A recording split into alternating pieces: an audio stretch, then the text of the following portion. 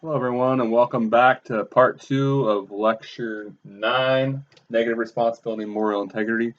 So now we'll shift our focus from Kai Nielsen and his contemporary defense of utilitarianism and his defense of this idea of negative responsibility, and we'll shift our focus to then Bernard Williams, who Kai Nielsen was addressing and trying to refute.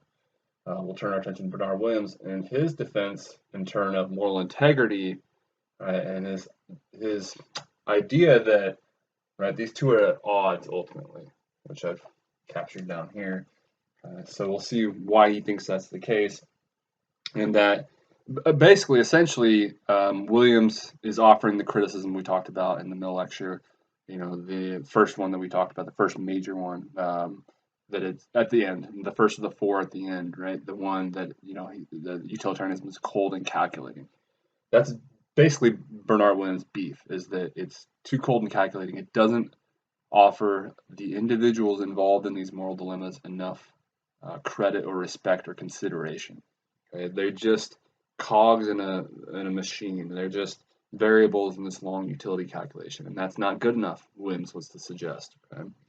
Who is this one Bernard Williams guy? I alluded to him already a few times. I mentioned, I think, in the first part of the lecture, the previous video, that my first encounter with him was in Nietzsche class. I've actually taken 3 graduate classes on Friedrich Nietzsche, and so I've encountered Bernard Williams frequently because he's one of the most well-known, if not the most well-known, Nietzschean scholar. So he's well-known within academic circles, at least with respect to those who are interested in Friedrich Nietzsche's thought, and so I encountered quite a few of his articles on Nietzsche.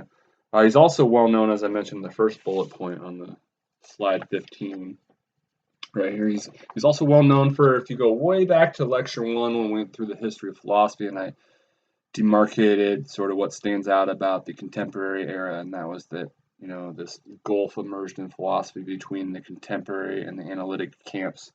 Or yes, continental. Sorry, not contemporary. Continental and analytic camps. And I mentioned at the time that I'm not a big fan of that schism or that divide, and neither was Williams, I think. And he's always stood out to me as doing a good job of sort of what's the word, marrying the two camps, or synthesizing, I guess the way I put it in the notes here.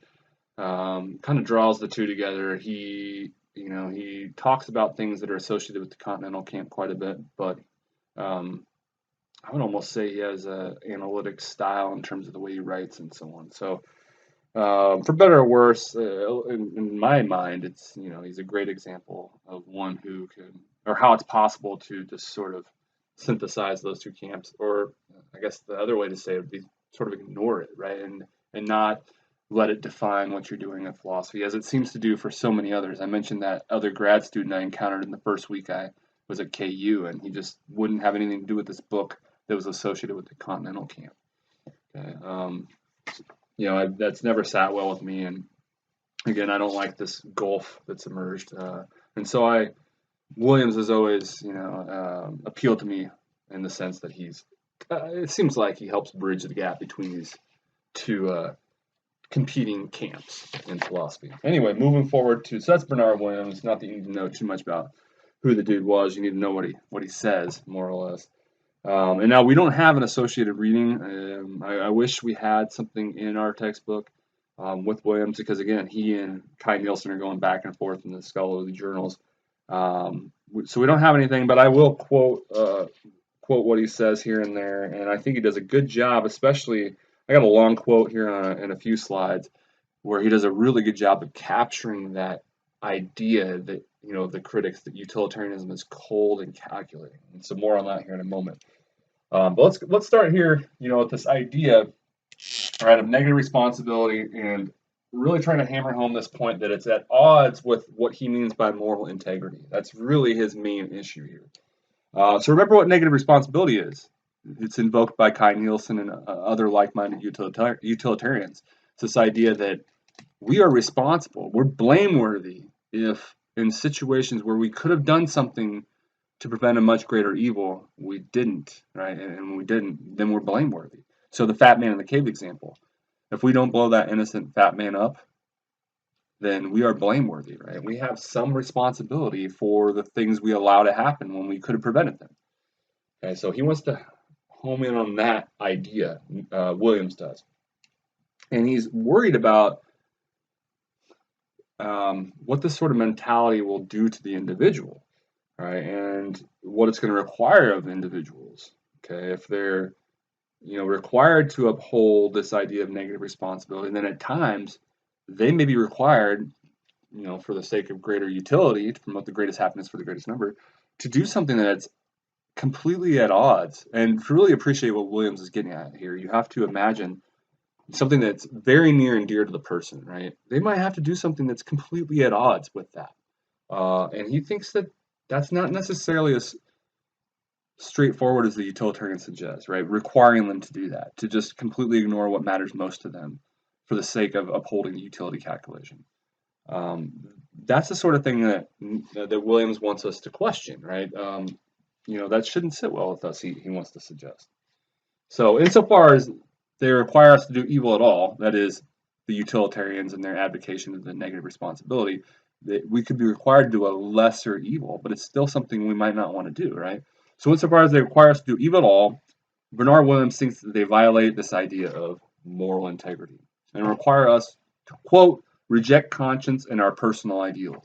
Okay, that's going to be the essence of his criticism. So look, remember how I mentioned at the end of the Mill lecture, when he's addressing the criticism that it's cold and calculating, and he says, no, because if an individual is affected that much, it'll affect the overall calculation, right? If somebody becomes suicidal and kills themselves as a result of a joke, don't tell the joke. So, Williams says, okay, some of them, they're willing to acknowledge that the individual factors into it, right? Yes, they factor in the individual, but really they're no different than any of the other 5 billion variables, right? So yes, Mill factors them in, but does he factor them in enough? This person is immersed in the dilemma, and yet they are of no more consideration than any other person or sentient creature out there. Williams wants to suggest, shouldn't we afford the individuals involved in these moral dilemmas, the individuals in general, shouldn't we be affording them a little bit more consideration than just being a mere variable in a long utility calculation? And if, hey, you doing X yields slightly more utility, you have to do it, even if it means doing something that you're completely against at the deepest level. This is the kind of thing that Williams wants to urge us to fight against, right? This doesn't seem right, Williams wants to suggest. So to some extent, right, granted it's going to factor in the individual to some degree, the utilitarians, right? It's not enough, Williams wants to say. And so, at least to some extent, utilitarianism denies the moral significance of the agent's feelings, right? And it's in that sense he says that it alienates the agents from their own moral feelings, right? From what matters most to them. It might require, right, and who knows how many times you'll be involved in these situations, you might be required to, again, completely ignore what matters most to you. And that's what he means by suggesting that it's alienating moral agents from what matters to them, from their own moral feelings.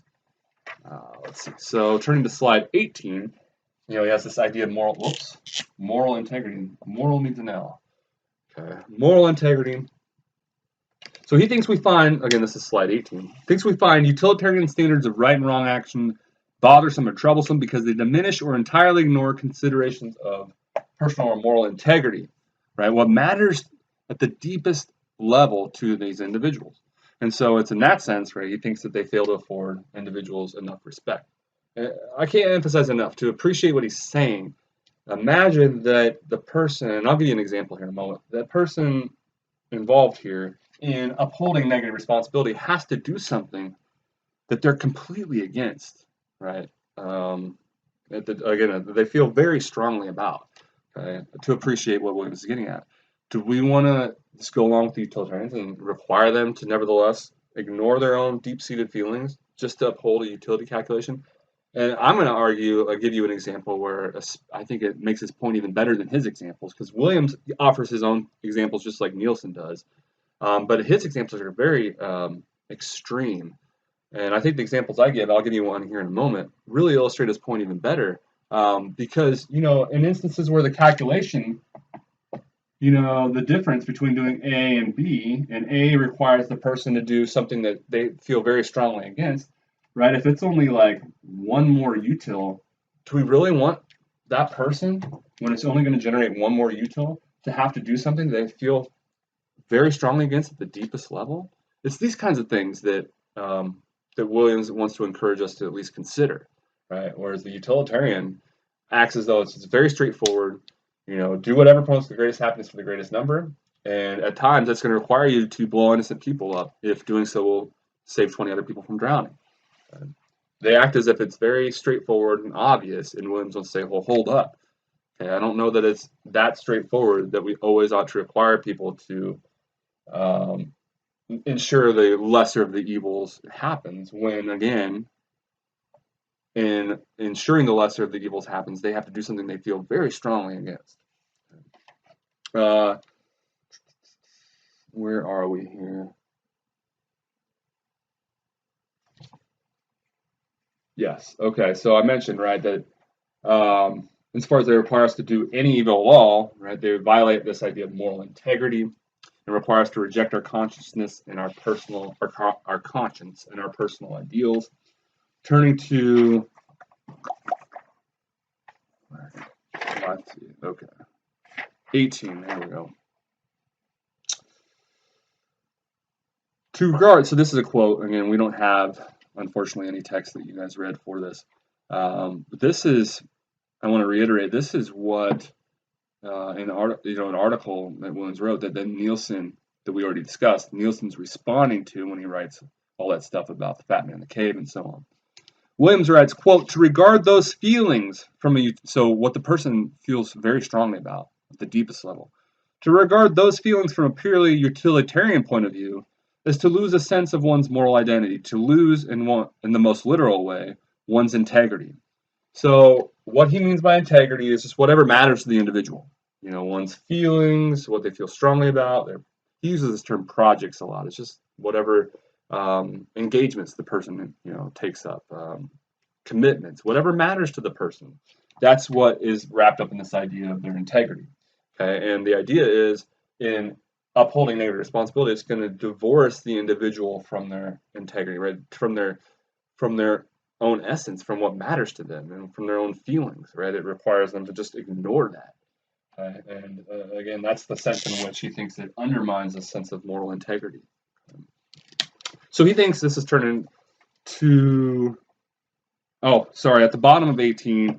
So when he's characterizing this idea of this notion of like what a commitment is for him, he says, one can be, this is a quote, one can be committed to such things as a person, a cause, an institution, a career, one's own genius, or the pursuit of danger, right? Whatever happens to matter to the individual, that's what he means by this notion of commitment or a project.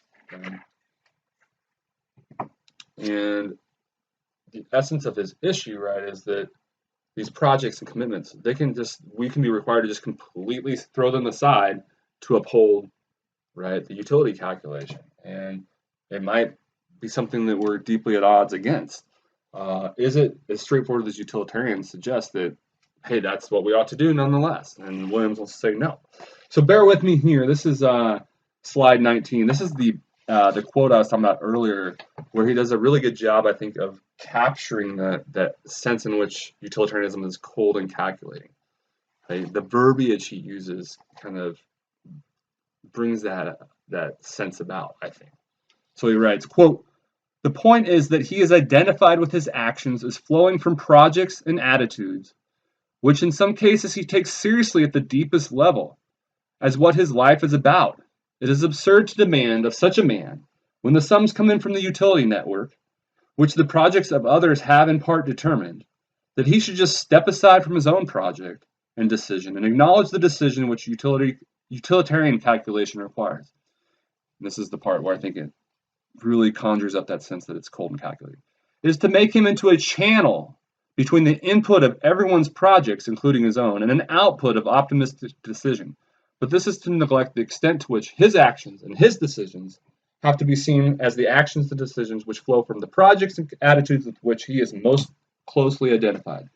It is thus, in the most literal sense, an attack on his integrity. That's a very, very famous passage, and again, I think it does a nice job of capturing that sense in which it's, utilitarianism is thought to be cold and calculating. Right? We take in these inputs, and then we calculate what it would do if what would happen if we did X, and then we do the proper action, and we get this certain outputs. Right? It's sort of math. It's all about math and plugging in the variables, and we're just one variable, and so on. And again, it's very off-putting for Bernard Williams. So I mentioned his examples. Before I forget, I should probably go through some of these examples that will help point out what he's saying. So I haven't gotten to the hedonistic paradox yet, so I'm going to leave that part down there. But so Williams gives these, I mentioned, kind of extreme examples, which I don't think demonstrate his point as much. So like he gives this example where this, I think his name is Jim. No, let me give you the other example. So I think it was George in the job. So George is very much against biological warfare, but he's hard on his luck. He can't find a job. He's got a good degree, but he's in a lot of debt. I don't remember exactly how this goes, but it's something along these lines. So again, this is Bernard Williams, one of his examples he gives to try to make his point. And so George is this guy's name in this example. He's really smart, got a degree, hates biological warfare, but the only job he can get, and his family is destitute. They are poor. They have no food. He can't put any food on the table. He has a family that depends on him. He can't find any work. His acquaintance he has says, "I can get you a job," but it involves developing these biological warfare, which he feels very strongly against. And so the dilemma is, should he be required, as the utilitarian says, to just ignore his own personal feelings, right? Stop being so squeamish and do whatever promotes the greatest happiness for the greatest number. The idea being, if he doesn't take the job, his family is going to suffer. They won't have any food and so on.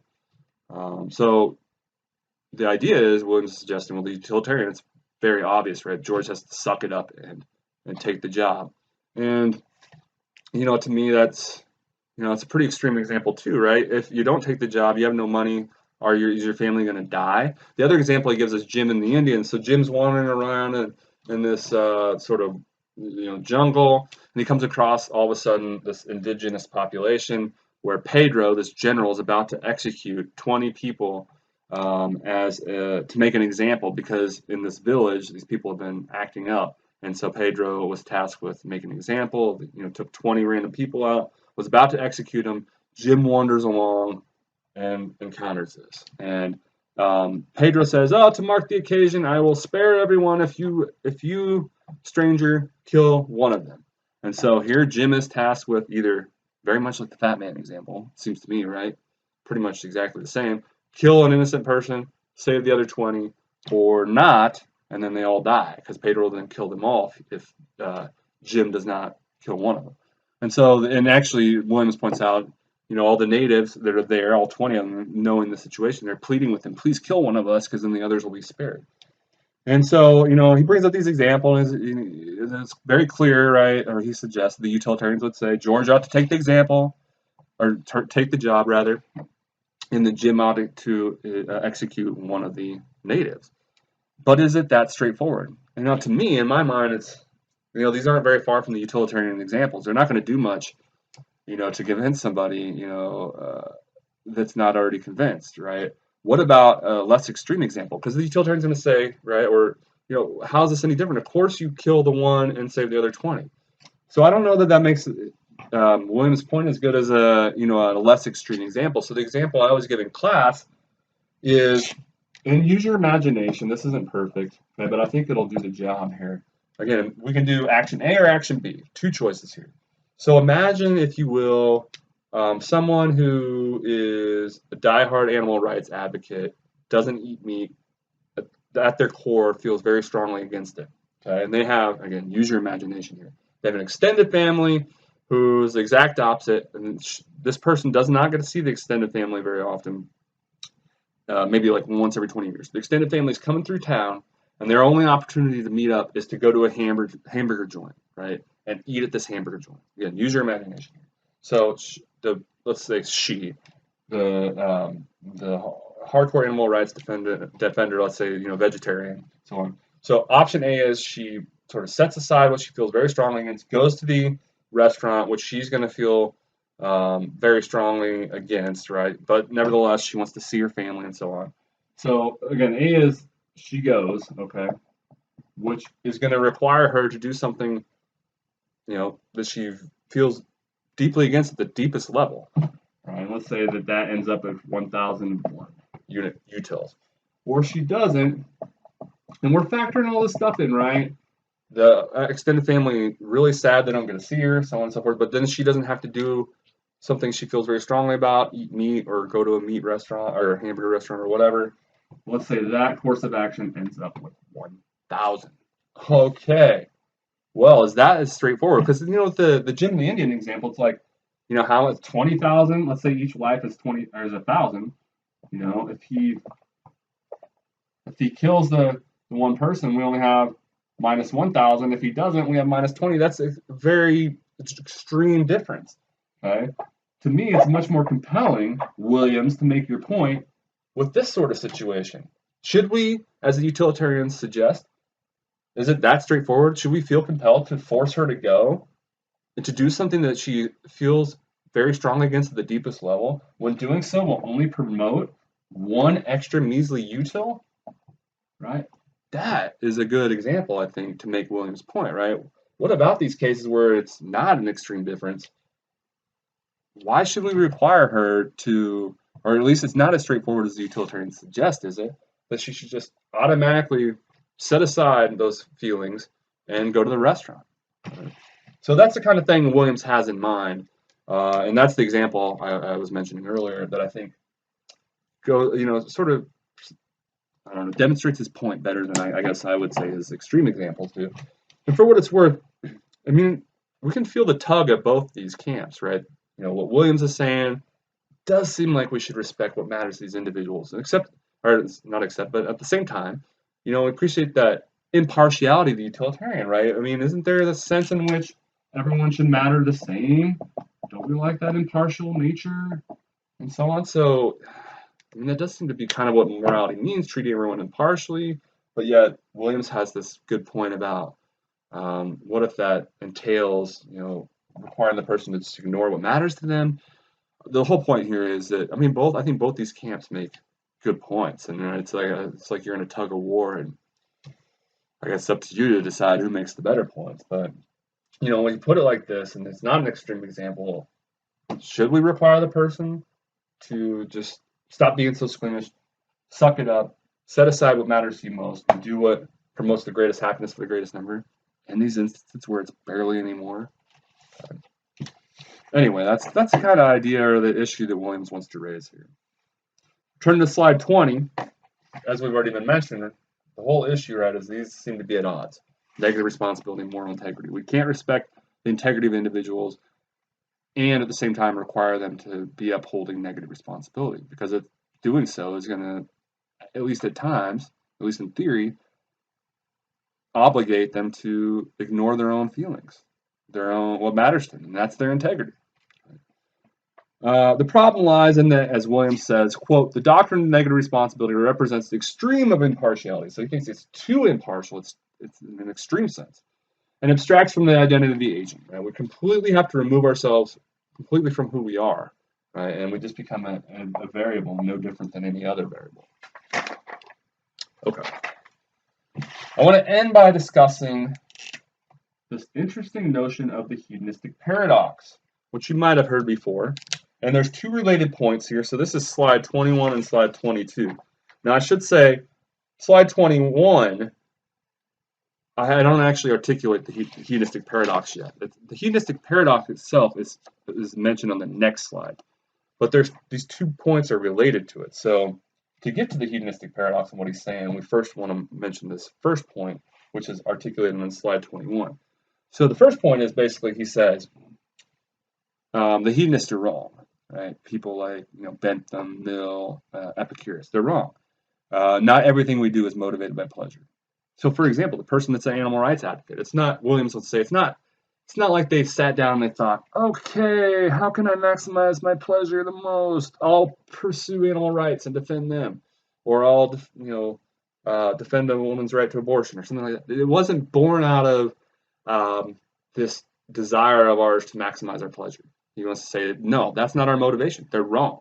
So that's point number one. Okay, and that's what he said. That's what he's getting at when he says that these projects and commitments, what matters to us, they might, quote, make the person for whom they are worthwhile happy. It does not follow, nor could it possibly be true, that those projects are themselves projects of pursuing happiness. So he points out a lot of times we do become happy in pursuing our projects and what matters to us. But those projects and what matters to us, the impetus for them was not this desire to maximize pleasure. That wasn't what gave birth to us having these projects and commitments. Okay? Even though they might make us happy, that wasn't why we engaged in them in the first place. So in other words, we might derive happiness from the pursuit of our projects and commitments, but that attempt to become happy, that was not our motivation. That's not why we engaged in them in the first place. So obviously that's going to undermine utilitarian theories, these hedonistic utilitarian theories that suggest everything we do is the result of us pursuing pleasure and avoiding pain. No. Okay? So that's point one. Our projects, what matters to us, is not motivated by pleasure. Okay? Now, where it's interesting is you want to say, nevertheless, so this is turning to slide 22, and this is capturing the hedonistic paradox. If what you care about is maximizing pleasure, your only chance to actually maximize pleasure is through pursuing these projects. In other words, indirectly, because remember, these projects weren't the result of our attempt to maximize pleasure. But he's saying, nevertheless, if you want to maximize pleasure, it has to be indirectly through not focusing on pleasure, but rather pursuing these ulterior projects that weren't born out of this attempt to maximize pleasure. And then and only then can you actually become as happy as you can, right? Stop thinking about it so much. Stop focusing on it so much. And this is something I've thought a lot about, and no doubt maybe you guys have as well. Do we become miserable by thinking too much? Right? It's something I've thought a lot about, like swallowing the philosophical pill, right? Is it a burden and a curse, right? Maybe it's the case that when you start, doing philosophy, you can't turn it off, right? And it's a curse, and maybe it's the same thing with like happiness, right? Once we start thinking about it and trying to figure out how we can get it, well, then it's like a curse. We become less and less happy, and so the idea with the hedonistic paradox is, again, it's the idea that we're best off if we really want to be happy to stop thinking about it so much. The less we reflect on it and think about it and directly pursue it, the better off we'll actually be. So what is the hedonistic paradox? I actually tried to find as best I can here. Right here. It's this idea, right, that pleasure or happiness is maximized or best maximized only when it's not being directly pursued. So when it's not the focus of attention. You want to be as happy as you can be, stop thinking about it so much. I think that's interesting. Is there something to that? If we want to be as happy as we can be, is it really the case that we ought to stop thinking about how we can be as happy as we can be? Or do you want to say, well, that doesn't make any sense? If we want to be happy, we have to think about what happiness is and how we can be there and what kinds of things we can that make us happy and so on. So maybe you want to say, no, that doesn't make much sense to me. If I want to be happy, I got to think about how to be happy and the best ways to become happy. But there are a lot of people, for what it's worth, that seem to buy into this idea of the hedonistic paradox and this idea that fixating on pleasure and becoming happy is actually counterproductive, and that you're better off if you really want to be happy and experience as much pleasure as possible to not focus on it and to not think about doing that. And a couple, for what it's worth, famous philosophers, including John Stuart Mill, a utilitarian, seem to, in some sense, endorse this idea of the hedonistic paradox. Aristotle famously suggests, quote, pleasure to be got must be forgot. If you want to feel the pleasure, stop focusing on it so much. And then Mill, John Stuart Mill himself, in his autobiography, I mentioned that autobiography and how good that is a few times, he said, quote, but I now thought that this end, one's happiness, was only to be attained by not making it the direct end. Those only are happy, I thought, who have their minds fixed on some object other than their own happiness. Aiming thus at something else, they find happiness along the way. Ask yourself whether you are happy, and you cease to be so. So here you have a utilitarian, one who says the right thing to do is whatever promotes the greatest happiness for the greatest number. And he seems to be acknowledging, well, maybe the best way to do that is to stop, not necessarily think about it all the time, right? To stop focusing on it all the time. That's interesting, right? So what would the methodology be for a utilitarian who says the proper thing to do is promote the greatest happiness for the greatest number, who then nevertheless acknowledges the hedonistic paradox, and that our best chances of doing whatever promotes the greatest happiness for the greatest number is to not think about what promotes the greatest happiness for the greatest number, right? And not focus on it. That seems to be the idea here. It's a little quirky, a little interesting. So that's the idea of the hedonistic paradox. Again, a couple related points, right? What is the hedonistic paradox itself?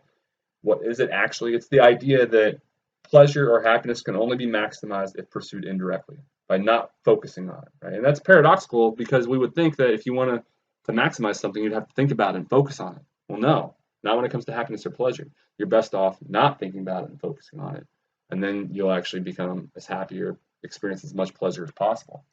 And that, strictly speaking, is the hedonistic paradox. The first point we talked about, right, was the whole idea that the hedonists were wrong. Utilitarians were wrong in suggesting that all we do is for the sake of pursuing pleasure and avoiding pain. We don't take up our projects and what matters to us. When we defend animal rights, when we go out and defend the death penalty or protest against the death penalty, it's not because we think we stand to maximize our pleasure. So says Williams. Now, of course, the hedonists are just going to flat out say he's wrong. You're wrong.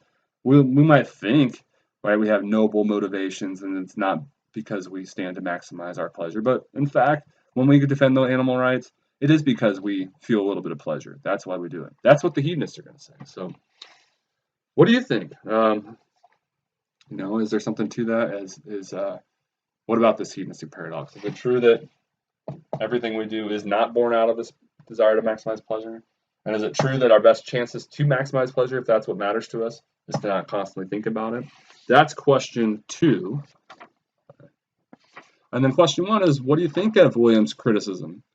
Do you think he's onto something? And the utilitarianism, I mean, we've talked a lot about utilitarianism at this point, so hopefully you feel like you've got a pretty good handle of it. Do you share his concern and other critics' concerns that utilitarianism fails to appreciate individuals as much as it should? So what do you think of his criticism? You on board with Williams, or do you tend to side more with the utilitarians at this point? So what are your thoughts in general at this point? So we will move on. Before we get to Kant and deontology, we'll actually talk about someone who is very reminiscent of Kant. There's a lot of similarities, and that's why I choose to address Aquinas and natural law theory right before Kant, because it's the best, I think, place to sort of put natural law theory and Aquinas is right before we talk about Kant. And so before we get to Kant and turn our attention, and focus to deontology, we're going to do a little bit on natural law theory, talk about Aquinas and what he has to say about morality, talk about some similarities between especially him and Kant and especially him and Aristotle.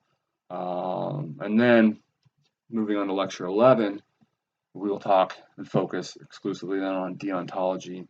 Kant, that's going to be a very important lecture, very long lecture. And then we'll wrap up this section or part of the course with lecture 12, where we'll talk a little bit about some criticisms of deontology, a critique by way of William Franken, some of his criticisms of deontology and Kant's version of it, at least. So that's the roadmap, if you will, for the rest of this part of the course coming up, right? Lectures 10, 11, and 12.